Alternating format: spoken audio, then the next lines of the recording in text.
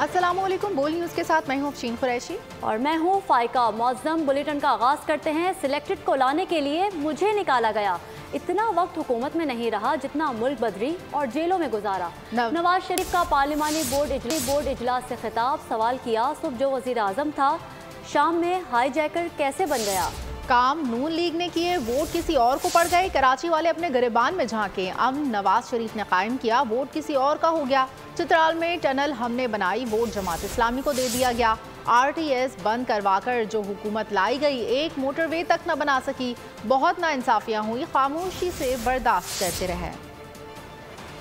आज़म था और शाम को रात को मैं हाईजैकर बन गया 1999 में। ये भी तो किसी को पूछना चाहिए था ना कि एक वज़ीर आज़म सुबह वज़ीर आज़म है तो रात को भाई हाईजैकर कैसे बन गया। इतने साल मैं हुकूमत में रहा, जितने साल मैं मुल्क बदरी में रहा हूँ, जितना वक्त मैंने जेलों में गुजारा है, वज़ीर आज़म को निकालना मकसूद था। सिर्फ ये था मकसद कि जी वज़ीर आज़म को फारिग किया जाए, क्योंकि एक सिलेक्टेड बंदे को लेकर आना था। नाइंसाफियाँ इतनी बड़ी बड़ी होती हैं, हम खामोशी के साथ बर्दाश्त कर जाते हैं। महंगाई का नामो निशान तक नहीं था। ना आटा महंगा था, ना चीनी महंगी थी, ना बिजली महंगी थी, ना गैस महंगी थी, ना दालें महंगी थी, ना गोश्त महंगा था। आज सारा कुछ रिवर्स हो गया। IMF से हमने खुदा हाफिज कहा था अपने जमाने में। किसने कराची में अमन कायम किया? दहशत गर्दी को खत्म किया। और हमें कह देते हैं नवाज शरीफ ने अमन कायम किया, नवाज शरीफ ने अमन कायम किया। जब वोट की बारी आती तो वोट किसी और को चला जाता है। तो अमन कराची में कायम हम करें और वोट जाए किसी और को, यार ये तो कोई बात तो नहीं है ना। कराची वालों जरा गिरेबान में झांक के देखो अपने। ये चित्राल वाले भी कहते हैं ओ जनाब नवाज शरीफ ने वहाँ पे लवारी टनल बनाई है, लवारी टनल बनाई, नवाज शरीफ ने बनाई है। जब वहाँ पे इलेक्शन हुआ तो वोट जमात इस्लामी को चला गया। जो 2018 में हमें RTS बंद करवा के जो हुकूमत लाई गई थी, क्या वो एक मोटरवे भी नहीं बना सकी जो कि सक्खर से हैदराबाद। इंतखाबी शेड्यूल जारी होने के बाद हल्का बंदियों पर एतराज़ नहीं उठाया जा सकता। सुप्रीम कोर्ट ने बड़ा फैसला सुना दिया। कोयटा के 2 हल्कों में तब्दीली का बलूचिस्तान हाई कोर्ट का फैसला कलअदब करार। रिमार्क्स ये 8 फरवरी को शफाफ इंतखाबात इलेक्शन कमीशन का सबसे बड़ा इम्तिहान है। जब इलेक्शन शेड्यूल जारी हो जाए तो सब कुछ रुक जाता है। अगर इस दरख्वास्त पर फैसला दिया तो दरखास्तों का सैलाब उमड़ आएगा। जो इख्तियार कानून ने इलेक्शन कमीशन को दिया उसे हाई कोर्ट कैसे इस्तेमाल कर सकती है। इलेक्शन में ताख़ीर की कोशिशें, सुप्रीम कोर्ट ने तमाम दरवाजे बंद कर दिए, अहम फैसला दे दिया। कहा इंतखाबी शेड्यूल जारी होने के बाद हल्का बंदियों पर एतराज़ नहीं उठाया जा सकता। कायम मकाम चीफ जस्टिस सरदार तारिक मसूद की सरबराही में 3 रुकनी बेंच ने कोयटा की 2 सूबाई नशिस्तों पर हल्का बंदियों के खिलाफ अपील पर फैसला दिया। सुप्रीम कोर्ट ने बलूचिस्तान हाई कोर्ट का फैसला कलअदम करार दे दिया। बलूचिस्तान हाई कोर्ट ने इलेक्शन कमीशन की हल्का बंदी तब्दील की थी। इलेक्शन कमीशन से सरदार तारिक मसूद ने रिमार्क्स दिए। समझ नहीं आती सारे क्यों चाहते हैं कि इलेक्शन लंबा हो। इलेक्शन होने दें। जस्टिस अजहर मिनुल्लाह ने कहा कि जो इख्तियार कानून ने इलेक्शन कमीशन को दिया है इसे हाई कोर्ट कैसे इस्तेमाल कर सकती है। अगर इस दरख्वास्त पर फैसला दिया तो सुप्रीम कोर्ट में दरखास्तों का सैलाब उमड़ आएगा। जब इलेक्शन शेड्यूल जारी हो जाए तो सब कुछ रुक जाता है। इलेक्शन कमीशन का सबसे बड़ा इम्तिहान है कि 8 फरवरी के इंतखाब शफाफ हों। जस्टिस मंसूर अली शाह ने रिमार्क्स दिए। इलेक्शन प्रोग्राम जारी होने के बाद हल्का बंदियों से मुताल्लिक तमाम मुकदमाबाजी गैर मौसर हो चुकी है। हमें इस हवाले से लकीर खींच कर हद मुकर्रर करनी है। किसी इनफरादी फर्द को रिलीफ देने के लिए पूरे इंतखाबी अमल को मुतासर नहीं किया जा सकता। आगे बढ़े आपको बताएं, कराची में मारीपुर मच्छर कॉलोनी में सिलेंडर धमाके से 2 मंजिला इमारत गिर गई। बच्चे समेत 3 अफराद जान बहक, 17 जख्मी हो गए। तबाहशुदा इमारत का मलबा अतराफ की इमारतों पर भी जा गिरा। रेस्क्यू हुकाम के मुताबिक धमाका गैस सिलेंडर फटने से हुआ। पुलिस के मुताबिक गैस फिलिंग स्टेशन में पहले एक सिलेंडर गाड़ी से उतारते वक्त फटा। दुकान में रखे दीगर सिलेंडर्स भी फट गए। सिलेंडर या बम। कराची का इलाका माड़ीपुर मच्छर कॉलोनी धमाके से गूंज उठा। रिहायशी इमारत के ग्राउंड फ्लोर पर गैस सिलेंडर की दुकान में सिलेंडर फटा। 2 मंजिला इमारत जमीन बोस हो गई। इर्द गिर्द की इमारतों को भी जुज़वी नुकसान पहुंचा। रेस्क्यू एहलकार मौके पर पहुंचे, लाशों और जख्मियों को अस्पताल मुंतकिल किया। मुकामी अफराद का कहना है कि धमाका इतना शदीद था कि दूर तक आवाज सुनी गई। धमाके की शिद्दत के नतीजे में इमारत मुकम्मल तौर पर मस्मार हो गई। कराची मच्छर कॉलोनी में सिलेंडर धमाके पर मजीद बात करने के लिए हमने राब्ता किया अपने बोल न्यूज़ के नुमाइंदे खुरम गुलजार से। वो मजीद हमें सूरत हाल से आगाह करेंगे। जी खुरम गुलजार। माड़ीपुर रोड मच्छर कॉलोनी जाफर चौक के करीब ये इमारत आप मेरे अकब में देख सकते हैं, जो कि आपसे कुछ देर कबल जो है वो ज़मीन बोस हो गई एक ज़ोरदार धमाके से। ये 2 मंजिला इमारत बताई जा रही है, जिसके ग्राउंड फ्लोर पे LPG गैस सिलेंडर की दुकान वाक़ थी और पुलिस की जानिब से ये बताया जा रहा है कि गैस सिलेंडर जो है वो शिफ्टिंग के दौरान ये धमाका हुआ, जिसके बायस की इमारत जो है वो ज़मीन बोस हुई। इस वक्त मेरा रखते हैं, इस वक्त शावर यहाँ मौजूद है और मलबे को हटाने का काम जो है वो जारी है। इस वाक़े में अब तक जो है वो एक बच्चे समेत 3 अफराद जो है वो जाँ बहक हो चुके हैं, जबकि 17 के करीब जो अफराद हैं जो कि इस मलबे तले ज़ख्मी हुए हैं। इसमें कुछ अफराद ऐसे भी हैं जो कि जुलस के ज़ख्मी हुए हैं, उन्हें बंसफोर्ड सिविल अस्पताल मुंतकिल कर दिया गया है। ज़ख्मियों को सिविल अस्पताल में तिब्बी इमदाद दी जा रही है। जबकि अगर हम आप मेरा कब में देख सकते हैं, यहाँ पे इलाका वकीलों की बड़ी तादाद मौजूद है और इमदादी मौजूद हैं और रेंजर्स पुलिस का अमला हम देख रहे हैं यहाँ मौजूद है और इस इलाके को कॉर्डन कर दिया गया है, क्योंकि ये बड़ी कंजेस्टेड गलियाँ हैं। कबल SSP कैमाड़ी भी यहाँ पर आए हैं और उन्होंने सारी सूरत हाल का जो है वो जायज़ा लिया और उनका कहना ये है कि अभी इस बारे में कुछ कंफर्म नहीं कहा जा सकता कि मलबे तले कोई अफराद मौजूद हैं या नहीं, लेकिन इमदादी टीमें यहाँ पर काम कर रही हैं और शावर आप देख रहे हैं मेरे अकब में जो कि मलबा हटाने का काम कर रहा है। इस सारे साने में जो है अब तक एक बच्चे समेत 3 अफराद जो है आपका। खबर यह है, इलेक्शन कमीशन ने PTI इंट्रा पार्टी इलेक्शन के खिलाफ दरखास्तों पर फैसला महफूज कर लिया। दरखास्त गुजार अकबर एस बाबर कहते हैं कुछ वकील सियासी जमातों पर मुसल्लत किए गए। क्या वर्कर्स सिर्फ सड़कों पर मार खाने के लिए रह गए हैं? वकील अली जफर ने कहा, एतराज़ करने वालों के पास पार्टी कार्ड तक नहीं। PTI के इंट्रा पार्टी इलेक्शन दुरुस्त या गलत? इलेक्शन कमीशन में दरखास्त पर समाअत मुकम्मल, फैसला महफूज कर लिया गया। बैरिस्टर अली जफर ने दलाइल दिए कि जब बिला मुकाबला इंतखाब हो तो वोटिंग की जरूरत नहीं होती। आम इंतखाबात में भी उम्मीदवार बिला मुकाबला मुंतखब होते हैं। मेंबर इलेक्शन कमीशन ने सवाल किया, कोई पार्टी का मेंबर ना हो तो वो शिकायत नहीं कर सकता? वकील अली जफर ने कहा, इलेक्शन कमीशन का फैसला है, जो पार्टी का कानूनी मेंबर ना हो वो एतराज नहीं कर सकता। दरखास्त गुजार अकबर एस बाबर ने मीडिया से गुफ्तगू में कहा कि कुछ वकील सियासी जमातों पर मुसल्लत किए गए। क्या वर्कर्स सिर्फ सड़कों पर मार खाने के लिए रह गए हैं? हम यही जंग लड़ रहे हैं कि ये जमात प्राइवेट एंटिटी नहीं है, ये प्राइवेट एंटरप्राइज नहीं है, ये चंद लोगों की मलकियत नहीं है। हम जो जंग लड़ रहे हैं वो पाकिस्तान तहरीक इंसाफ के वर्करों की जंग लड़ रहे हैं कि उनको सिर्फ जेलों में जाने के लिए या सड़कों पे मार खाने के लिए नहीं है कि एक टोला जो इसको प्राइवेट एंटिटी समझता है वो इक़्तिदार में आने के लिए इस्तेमाल करे। वकील अली जफर का कहना था कि इंट्रा पार्टी इलेक्शन हो जाए तो इलेक्शन कमीशन का इख्तियार नहीं कि दखल दे। एतराज करने वालों के पास पार्टी कार्ड तक नहीं। कि अगर किसी को इतराज है उस इलेक्शन से तो सबसे पहले उसको ये साबित करना है कि वो पार्टी का मेंबर है। ये जो 14 लोग हैं इनमें से किसी के पास भी मेंबरशिप कार्ड भी नहीं है।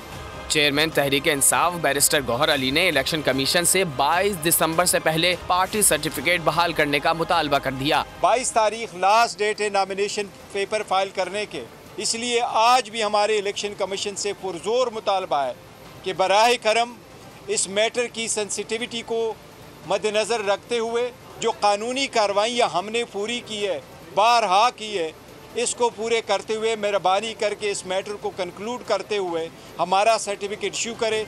इलेक्शन कमीशन में अकबर एस बाबर समेत 13 अफराद ने दरखास्तें दायर की हैं, जिसमें इंट्रा पार्टी इंतखाबात को कलअदम करार देने की इस्तदा की गई है। इलेक्शन के लिए जोड़ तोड़ और सियासी मुलाकातों में तेजी। आसिफ जरदारी आज तुर्बत पहुंचेंगे, सर्किट हाउस में वर्कर्स कन्वेंशन से खिताब करेंगे। साबिक सदर के दौरे के मौके पर मकरान की मुख्तलिफ शख्सियात पीपल्स पार्टी में शमूलियत इख्तियार करेंगी। आपको अपडेट कर रहे हैं यहाँ पर कि इलेक्शन के लिए जोड़ तोड़ जारी और सियासी मुलाकातों में तेजी आ गई। आसिफ जरदारी आज तुर्बत पहुंचेंगे, सर्किट हाउस में वर्कर्स कन्वेंशन से खिताब करेंगे। इसी पर मजीद तफसीलात जानते हैं बोल न्यूज़ के नुमाइंदे सरफराज शाह से। जी सरफराज शाह, बताइएगा आसिफ जरदारी के आज क्या क्या मसरूफियात रहेंगे? जी, आज साबिक सदर आसिफ अली जरदारी एक रोज़े दौरे पर तुर्बत पहुँच रहे हैं। कहा जा रहा है कि साबिक वफाकी वज़ीर दाखिला सरफराज बुगटी समेत सूबाई और मरकजी कायदीन भी आसिफ अली जरदारी के हमरा होंगे, जबकि यहाँ वर्कर्स कन्वोकेशन तकरीब से खिताब भी करेंगे। पार्टी ज़राए का यह भी दावा है कि आज मकरान के बड़े बड़े शख्सियत आसिफ अली जरदारी के दौरे के मौके पर पीपल्स पार्टी में शमूलियत करेंगे। पार्टी ज़राए का यह भी कहना है कि वर्कर कन्वोकेशन में कीज, ग्वादर, पंजगुर समेत मकरान डिवीज़न के वर्कर्स कन्वोकेशन में शिरकत करने के लिए तुर्बत पहुँच गए हैं। जबकि उनके सिक्योरिटी और दीगर हमला भी इस वक्त तुर्बत पहुँच गए हैं। तमाम तर तैयारियों को अतमी शक्ल दी गई है, जबकि जो सूरत-ए-हाल ये है कि आसिफ अली जरदारी की तुर्बत के दौरे के तमाम तर जो इंतजामात हैं वो मुकम्मल। ठीक है, बहुत शुक्रिया सरफराज शाह। आगे बढ़े, आपको बताएं इलेक्शन कमीशन ने मुल्क में वोटर्स का डेटा जारी कर दिया। वोटर्स की तादाद 12,85,85,760 हो गई। मर्द वोटर्स की तादाद 6,92,63,704। खवातीन वोटर्स की तादाद 5,93,22,056 है। इस्लामाबाद में वोटर्स की तादाद 10,83,000 से ज़ायद है। बलूचिस्तान में वोटर्स की तादाद 53,71,947 है। तौहीन इलेक्शन कमीशन केस में बानी पीटीआई की जेल ट्रायल फौरी रोकने की इस्तदा मुस्तरद। लाहौर हाई कोर्ट का इलेक्शन कमीशन समेत दीगर को नोटिस जवाब तलब कर लिए। वकील इलेक्शन कमीशन ने कहा जेल ट्रायल का नोटिफिकेशन होम डिपार्टमेंट ने 8 दिसंबर को जारी किया। अदालत ने कहा मुल्ज़िम अडियाला जेल रावलपिंडी में है। इस अदालत का दायरा इख्तियार इस्लामाबाद और रावलपिंडी का है। और 9 मई के वाक़यात में मुलव्विस 18 इश्तिहारियों के शनाख्ती कार्ड ब्लॉक कर दिए गए। आज़म सवाती, जमात अजहर, मुसर्रत जमशेद चीमा, असलम इकबाल, करामत खोकर, मुराद सईद, अली अमीन गंडापुर, वासिफ क़य्यूम अब्बासी दीगर के शनाख्ती कार्ड ब्लॉक किए गए हैं। लाहौर पुलिस की दरख्वास्त पर नादरा ने शनाख्ती कार्ड ब्लॉक किए हैं। तमाम मुल्ज़िमान ATC में पेश हुए बग़ैर कानूनी हुकूक हासिल नहीं कर सकते। शामिल तफ्तीश होने तक मुल्ज़िमान के कौमी शनाख्ती कार्ड्स ब्लॉक रहेंगे। में जो मनसूबाबंदी की जा रही है वो अब तक जारी है। लोगों के ना निकलने की वजह से 9 मई का मनसूबा नाकाम हुआ। लीगी रहनुमा जावेद लतीफ़ की मीडिया से गुफ्तगू, कहा बगावत की मनसूबाबंदी करने वाले आज़ादी से घूम रहे हैं। सियासी जमातों के लिए लेवल प्लेइंग फील्ड पर यकीन रखते हैं। बगावत नाकाम हो जाए तो क्या लेवल प्लेइंग फील्ड की बात करते हैं? 10 मई को मनसूबाबंदी जो की गई थी, बगावत जो की गई थी, अगर वो कामयाब हो जाती तो फिर रियासत के साथ मुंसलिक अदारों में बैठे लोगों का क्या असर होता। और आज वो बगावत करने वाले आज़ादी से क्यों घूम रहे हैं। लेवल प्लेइंग फील्ड होनी चाहिए। लेवल प्लेइंग फील्ड के हामी हैं, मगर सियासतदानों के लिए। लेवल प्लेइंग फील्ड पे यकीन रखते हैं, मगर सियासी जमातों के लिए। पाकिस्तान के अंदर मुनसिफाना इंतखाबात वक्त की नहीं, रियासत की ज़रूरत है, कौम की ज़रूरत है। मुनसिफाना इंतखाबात पाकिस्तान को भी मुस्तहकम करेंगे, पाकिस्तान की मईशत को भी मुस्तहकम करेंगे। सिर्फ काफ लीग से सीट एडजस्टमेंट या इत्तेहाद की बात चल रही है, किसी और जमात से ना सीट एडजस्टमेंट करेंगे ना कोई इत्तेहाद करेंगे। गैर शरई निकाह केस में अडियाला जेल सुपरिटेंडेंट की बानी PTI को पेश करने से माजरत। रिपोर्ट अदालत में जमा करा दी। मौक़िफ़ अपनाया, सिक्योरिटी वजूहात की बिना पर बानी PTI को पेश नहीं कर सकते। सेशन कोर्ट ने समाअत 22 दिसंबर तक मुलतवी कर दी। खराबी सेहत के बाइस बुशरा बीबी की हाजिरी से इस्तिस्ना की दरख्वास्त मंजूर कर ली गई। अपडेट करें आपको, गैर शरई निकाह केस में अडियाला जेल सुपरिटेंडेंट की बानी PTI को पेश करने से माजरत। रिपोर्ट अदालत में जमा करा दी गई है। मौक़िफ़ अपनाया गया है कि सिक्योरिटी वजूहात की बिना पर बानी PTI को पेश नहीं कर सकते। सेशन कोर्ट ने समाअत 22 दिसंबर तक मुलतवी कर दी। खबरों के सिलसिले को आगे बढ़ाएंगे और आपको बताएंगे कि निगरां वज़ीर आज़म अनवारुल हक काकड़ की बरतानिया के बड़े अखबार टेलीग्राफ में अहम तहरीर। इसी पर बात करने के लिए हमारे साथ नुमाइंदा खुसूसी सलमान अवान मौजूद है, उनसे इस पर बात कर लेते हैं। जी सलमान अवान। में एक इंतहाई अहम या इम्पोर्टेंट इशू जिसका इस वक्त पाकिस्तान को सामना है और पाकिस्तान इस हवाले से पेशरफ भी कर रहा है, उसके हवाले से बरतानिया का एक मारूफ अखबार है टेलीग्राफ, उसमें उनका एक अहम मजमून सामने आया है जिसमें उन्होंने पाकिस्तान से गैर कानूनी तारकीन वतन के इंखला के ऊपर बात की है और इस हवाले से अपना जो मौक़िफ़ है यानी पाकिस्तान का उसूली मौक़िफ़ है उसको पूरी दुनिया के सामने पेश किया। और उसमें वज़ीर आज़म ने यही कहा है कि गुज़िश्ता कई दहाइयों के दौरान तकरीबन आयरलैंड जो कि यूरोप का एक बड़ा मुल्क है उसकी आबादी के बराबर तारकीन वतन पाकिस्तान पाकिस्तान आ चुके हैं। पाकिस्तान से बड़ी फराखदिली से कई दहाइयों तक इतनी बड़ी तादाद को, खास तौर पर अगर हम यहाँ पे बात करें अफगान मुहाजिरीन की, जो कि अफगानिस्तान में जब से जंग हो रही है, जब से लड़ाई हो रही है, जब से खाना जंगी हो रही है, चाहे वो सोवियत हमला हो या उसके बाद मुजाहिदीन की लड़ाई हो, फिर उसके बाद अमेरिकन हमला हो, उसके बाद से पाकिस्तान जो है ये तमाम तर मुहाजिरीन को, अफगान तारिकीन वतन को संभालता चला आ रहा। और तो तमाम तर जो तारिकीन वतन इस वक्त पाकिस्तान में मौजूद हैं, खासतौर पर हम अगर अफगान तारिकीन वतन की बात करें तो निगरान वज़ीर-ए-आज़म ने लिखा है कि गैर कानूनी तारिकीन वतन को पाकिस्तान में रज़ाकाराना तौर पर रजिस्ट्रेशन या वतन वापसी के मुतअद्दिद मौके भी फराहम किए गए। और इस हवाले से ये कहना या दुनिया में कुछ तंजीमों का या बाज़ ममालिक का ये कहना है कि पाकिस्तान की जानिब से जल्दबाजी से काम लिया गया है, यकीनी तौर पर गलत है। सरासर इसको हक़ाइक़ से नज़रअंदाज करने के मुतरातिफ है, क्योंकि पाकिस्तान की जानिब से कब से ये बात की जा रही थी, और ख़ासतौर पर जब से अफगान तालिबान अब दोबारा बरसर इक़्तिदार आए हैं और जिनका दावा है कि उन्होंने अफगानिस्तान को, अफगानिस्तान की मईशत को एक पटड़ी पर डाल दिया है, एक राइट ट्रैक पर डाल दिया है और मईशत बहुत बेहतर होगी, तो यकीनी तौर पर अब उनको इस हवाले से पाकिस्तान के ऊपर इल्ज़ाम लगाना या दरोगोई से काम लेना जो है वो हरगिज़ मुनासिब नहीं है। और इस हवाले से वज़ीर-ए-आज़म ने बहुत सारे जो उमूर हैं उनकी वजह तौर पर निशानदेही की है कि जो मुहाजिरीन या गैर कानूनी तारकीन वतन, जिनकी हम खास तौर पर पाकिस्तान में बात करेंगे, जिनको टेक्निकल जुबान के अंदर अनडॉक्यूमेंटेड पर्सन्स कहा जा सकता है, अनडॉक्यूमेंटेड जो तारकीन वतन कहा जा सकता है, ये पाकिस्तान के अंदर काम तो करते हैं लेकिन कोई टैक्स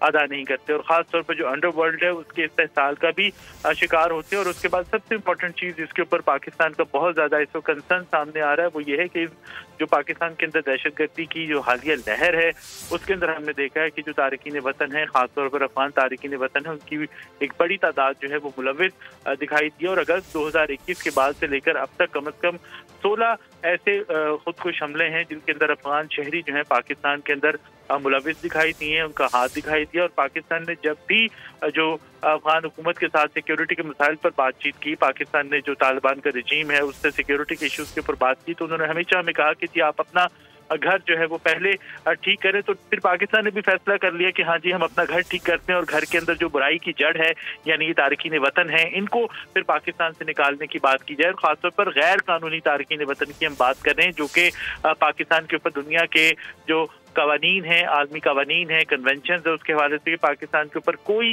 बाइंडिंग नहीं है कि पाकिस्तान गैर कानूनी तारकीन वतन को अपने पास रखे। तो बहरहाल पाकिस्तान ने अपना हाउस इन ऑर्डर करने के लिए जो तारकीन वतन है उनको निकालने का फैसला किया, उनके खिलाफ की बात की।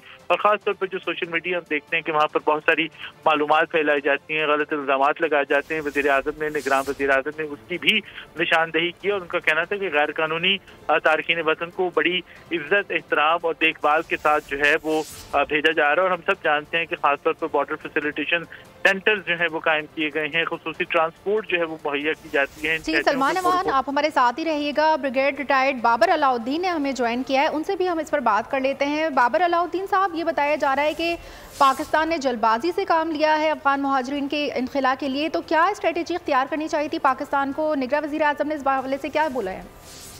जी देखें, गलतबाजी वाली कोई बात नहीं है, ये ऐसी प्रोपेगेंडा और अभाम पैदा करने की कोशिश की जा रही है। जस्ट पाकिस्तान मुखालिफ कुछ लोग हैं वो ऐसी बात करते हैं मुल्क को अननेसेसरीली अंडर डिस्कशन आने के लिए, और बदकिस्मती से इस पे हमारे अपने ये सोशल मीडिया के और एक सियासी जमात से ताल्लुक रखने लोग बढ़ चढ़ के इसमें आगे आ गए हैं। ये इसमें कौन सी जल्दबाजी है? पाकिस्तान को तो ये मेजॉरिटी कहती है बहुत पहले फैसला कर लेना चाहिए था। ये लोग को आज यहाँ से आज से यहाँ पर रह रहे हैं, ये तो दहाइयों से यहाँ पर रह रहे हैं और इनको हर किस्म का सपोर्ट किया, पाकिस्तान ने लुक आफ्टर किया है। और अभी भी जो इनको इनके मालिक में मुल्क में वापस भेज रहे हैं, इज्जत एहतराम के साथ भेज रहे हैं, इनको हर किस्म की फैसिलिटी दे रहे हैं, इनको पैसे भी दे रहे हैं, इनको जरूरी साजो सामान डेली यूज का भी दे रहे हैं। दुनिया देख रही है, मीडिया देख रहा है, दुनिया के किस मुल्क में जो अपने मुल्क छोड़ के दूसरे मुल्क में आते हैं उनको वापस इस तरह भिजवाया जाता है। बिल्कुल ये एक गलत किस्म की बात की जा रही है। हमें इसको डिनाई करना है। डिनाई करने के लिए सबसे बेस्ट तरीका ये है कि जैसे अभी आप मुझसे बात कर रहे हैं, हमें आप बढ़ चढ़ के बताना चाहिए। और प्राइम मिनिस्टर ने बिल्कुल ठीक कहा और उनका ये लिखने का मकसद भी ये था कि दुनिया को बताया जाए कि इंटरनेशनल रूल्स और रेगुलेशन के तहत इन लोगों को वापस भिजवा रहे हैं। और ये वो लोग हैं जो कि पाकिस्तान में इलीगली रह रहे थे, अदरवाइज जो रजिस्टर्ड रेफ्यूजीज हैं वो तो आज भी लाखों की तादाद में पाकिस्तान रह रहे हैं, उनको तो कोई नहीं भिजवाया वापस भेज रहा। जो कानून के मुताबिक दायरे के अंदर रहते हुए अपने महदूद एरियाज में एक प्रोटोकॉल के मुताबिक रह रहे हैं, ये लोग मुल्क के तूल घरेलू अर्ज में फैले हुए थे। वहाँ पर जाके ये इसमें से बहुत से लोग ऐसी एक्टिविटीज में मुलविस थे जो कि पाकिस्तान का कानून बिल्कुल इजाजत नहीं देता। स्मगलिंग उसमें शामिल है, रोजमर्रा के जराइम उसमें शामिल है। तो जब इस तरह करेंगे, रियासत के कानून को चैलेंज करेंगे, अब लीगल वहाँ पर रह भी नहीं रहे, तो कौन सा दुनिया का मुल्क बर्दाश्त करेगा। पाकिस्तान ने अभी भी बहुत सब्र का मुजाहरा किया है और इतनी देर से ये लोग यहाँ पर है, अभी हम पाकिस्तान मजबूर होकर इनको भिजवा रहे हैं क्योंकि शिकायत इनके मतलब बहुत थी। हमारे अपने लोग, मुकामी लोग, अवाम को बहुत शिकायत थी और रियासत की रिट को चैलेंज किया हुआ था। लोगों का रियासत से फिर इत्मीनान उठ जाता है। तो मैं तो कहूँगा प्राइम मिनिस्टर की बात बिल्कुल ठीक है और हमें दुनिया को बताना चाहिए कि हम इनको जो भिजवा रहे हैं, हमको गैर कानूनी काम नहीं कर रहे हैं। इंडिपेंडेंट स्टेट, एक इंडिपेंडेंट मुल्क होने के हैसियत हमें पूरा हक हासिल है कि इन लोगों को इनके मालिक, जबकि खास तौर पर अफगानिस्तान में तो अभी हालात भी आगे की निस्बत बेहतर है। वहाँ पर गवर्नमेंट आ चुकी है, वहाँ पर अभी कोई खाना जंगी की सूरत है। बाबर अलाउद्दीन साहब, आप हमारे साथ ही मौजूद रहिएगा। ब्रिगेड रिटायर्ड मसूद अहमद ने भी हमें ज्वाइन किया है, उनसे इसी पर बात कर लेते हैं कि जो निगरान वज़ीर आज़म अनवर काकर ने अपनी तहरीर दी है बरतानवी अखबार में, उसके हवाले से। जी बताइएगा ब्रिगेडियर रिटायर्ड मसूद अहमद साहब। जी हाँ, बहुत शुक्रिया। देखें कि ये एक बड़ी ज़बरदस्त किस्म की तहरीर थी। एक तो मैं कह सकता हूँ उसको, उन्होंने डीप इमोशनल सेंसिटिविटी के साथ ये चीज़ें लिखी और एक उन्होंने तरतीब के साथ चीज़ें बयान की है और इंटरनेशनल कम्युनिटी की भी डबल स्टैंडर्ड्स की बात की है। जब रेफ्यूजीज की बात आती है तो देखें कि यूके वाले रेफ्यूजीज को वहाँ से रवांडा भेज रहे हैं, फ्रांस वाले स्ट्रॉन्ग स्टेप्स ले रहे हैं, इटली ने भी डिफरेंट स्टेप्स ले रहे हैं और इनकी कोशिश है कि जिनका नेवल ब्लॉकेट किया जाए, नॉर्थ अफ्रीका से लोग वहाँ पर ना आ सके। लेकिन फिर लोग क्वेश्चन करते हैं पाकिस्तान के बारे में। पाकिस्तान के उन्होंने ये भी बताया कि देखें कि पाकिस्तान कोई किसी ने अभी तक कोई सिग्नेटरी ने 1951 का कन्वेंशन था या 67 का प्रोटोकॉल था, लेकिन हमने मेहमानदारी की इनकी इस्लामी भाईचारे के तहत और उन्होंने ये वाज़ेह तौर पर वो भी लिखा है कि हमारे डीएनए में मेहमान नवाजी शामिल है। तो देयरफॉर हमने अकोमोडेट किया और एक वो टाइम था जब 50-55 लाख के करीब अफगान रेफ्यूजीज यहाँ पाकिस्तान में थे। लेकिन मसला जब स्टार्ट हुआ है, जब से अफगान तालिबान 15 अगस्त 2021 के बाद से पावर में आए हैं, तो उसके बाद से हालात जिस तरह हमले बढ़े हैं, जिस तरह पाकिस्तान के अंदर जनरली देखा जाए तो 60% यहाँ पे टेररिस्ट अटैक्स बढ़ गए थे और जिस तरह उन्होंने लिखा भी है कि 24 में से 16 सुसाइडर जो हमलावर थे वो अफगानी थे और जो 64 के करीब जो लोग मारे गए हैं वो अफगान नेशनल थे while battling Pakistani security forces. तो उनका फिर उन्होंने जब हमने अपने रिजर्व जो क्वेश्चंस रेज किए और अपने कंसर्न शो किया, तो हमेशा अफगान हुकूमत की तरफ से, उनके मिनिस्टर्स की तरफ से और जो उनके स्पोक्स पर्सन है, खास तौर पर ज़बीउल्लाह मुजाहिद को हमने देखा और सुना कि उन्होंने कहा कि आप अंदर अपना घर को ठीक करें, put your house in order. ये उनका कहना था कि आपके मसाइल अंदरूनी हैं। तो फिर पाकिस्तान ने यही डिसाइड किया और जिस तरह प्राइम मिनिस्टर ने लिखा है कि हमने अपने घर को सुधारना था, सीधा करना था, हाउस को इन ऑर्डर करना था। देयरफॉर वी डिसाइडेड कि जो इलीगल लोग हैं 1.7 मिलियन बकौल यूरोपियन एजेंसी के तहत, लेकिन इससे ज्यादा ये तादाद हो सकती है क्योंकि ये वो लोग। बहुत शुक्रिया ब्रिगेडियर रिटायर्ड मसूद अहमद साहब, आप हमारे साथ मौजूद थे, साथ ही बाबर अलाउद्दीन, और आपका भी बहुत शुक्रिया। और सलमान अवान, आपने हमें इसी खुसूसी अपडेट से आगाह किया, आपका शुक्रिया। और अभी आपको खबर दें, इस्लामाबाद और गिरदोनवा में ज़लज़ले के शदीद झटके, ज़लज़ले की शिद्दत 5.8 रिकॉर्ड।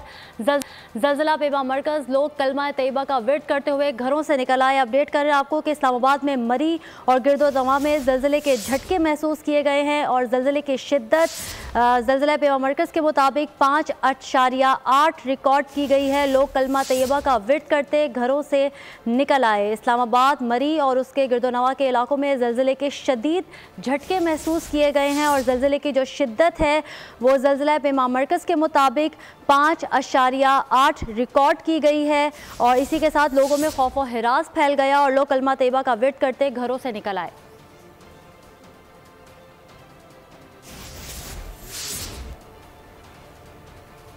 और खेलों के मैदान से आपको बताएं, पाकिस्तानी विमेन टीम ने तीसरे वनडे में न्यूजीलैंड को शिकस्त दे दी। मुकर्ररा 50 ओवर्स में मैच टाई होने के बाद फैसला सुपर ओवर में हुआ। मुकर्ररा 50 ओवर्स में न्यूजीलैंड ने पहले खेलते हुए 251 रन स्कोर किए। इब्तिदाई 2 विकेटें करने के बाद पाकिस्तानी बैटर्स बिस्मा मारूफ और आलिया रियाज की शराकतदारी पाकिस्तान को जीत की पोजीशन में ले आई। बिस्मा मारूफ 68 रन के साथ टॉप स्कोरर रहीं। आलिया रियाज ने 44 रन बनाए। आखिरी बॉल पर 2 रन दरकार थे लेकिन 1 रन बना न सका यूं मैच टाई हो गया। सुपर ओवर में पाकिस्तान ने पहले खेलते हुए 11 रन बनाए। सियालकोट में शादी की खुशियां सोग में बदल गईं।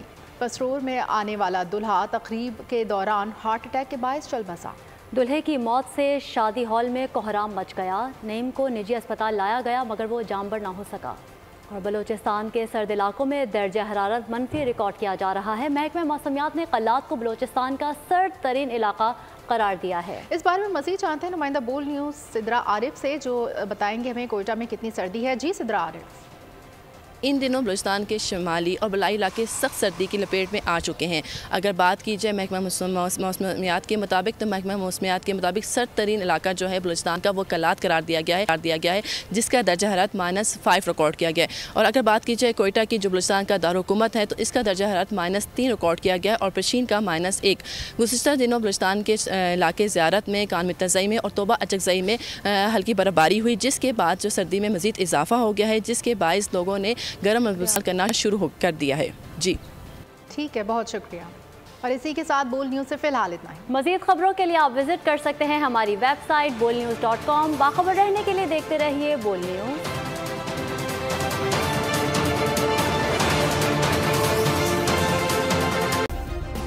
सब्सक्राइब करें और बेल दबाएं ताकि कोई खबर रह न जाए।